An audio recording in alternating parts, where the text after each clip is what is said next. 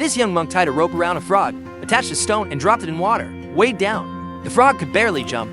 Then he grabbed a small fish, did the same, tying a stone to it. Watching the fish struggle in pain, the monk was having a blast. His master saw everything but didn't intervene. That night, while the monk slept, the master quietly brought a large stone, tying it tightly to the monk's back.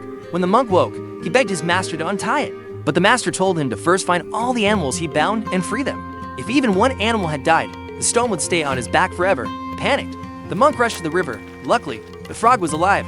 He quickly untied it, but the fish he bound was already dead. The monk broke down, crying. His master, thinking the lesson learned, removed the stone. However, when this monk grew up, a girl suddenly came to the temple, and he made an even graver mistake. While she slept, he secretly slipped his hand into her blanket. The girl woke startled and slapped him. The monk knelt before Buddha, constantly repenting. The girl was about to comfort him when the master suddenly pushed open the door. The monk desperately prayed not to be discovered, but that night, he snuck into the girl's blanket while his master slept. This time, he completely crossed the line. To avoid his master, they secretly rowed a boat onto the lake, but the next morning, the master discovered everything. He quietly pulled the boat's wooden plug.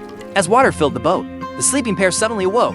The monk knew his master had found out and knelt, begging forgiveness. The master warned him to forget this relationship, then rowed the boat, sending the girl away.